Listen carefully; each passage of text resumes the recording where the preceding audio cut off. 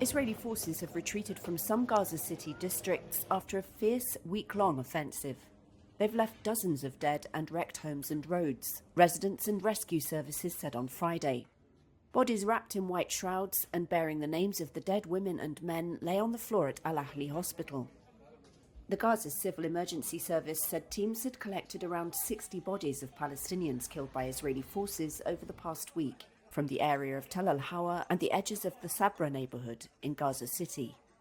While tanks withdrew from some areas, Israeli snipers and tanks continued to control high ground at some locations and warned residents from there against trying to return home. Displaced Palestinian Musa al-Dahdour. We were trapped inside the building, and at 2 or 3 a.m. we saw people. We did not come out. We said, we'll go out in the morning. In the morning there were planes. They wouldn't stop. There were many. Planes, tanks, drones, all bombing us.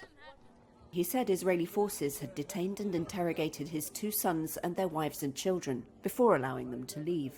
My mother's in a wheelchair, as is my wife. She has metal implants in her arms and legs. My grandson's legs are paralysed. His father carried him on his back.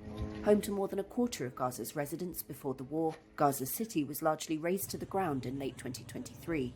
But hundreds of thousands of Palestinians had returned to homes in the ruins before Israel once again ordered them out.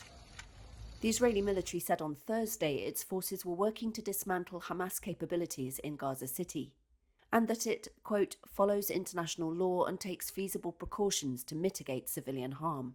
The armed wings of Hamas and Islamic Jihad said they killed and wounded many Israeli forces, with anti-tank rockets and mortar fire. There has been no Israeli army comment on those claims. The Gaza City offensive took place as US-backed mediators worked to finalize a peace deal that would free the remaining hostages taken by Hamas in their cross-border attack on southern Israel on October 7th. On Friday, a senior Hamas official blamed Israel for a failure to build on momentum created when the Islamist faction dropped a key demand in the US-drafted ceasefire offer a week ago to clear the way for a deal.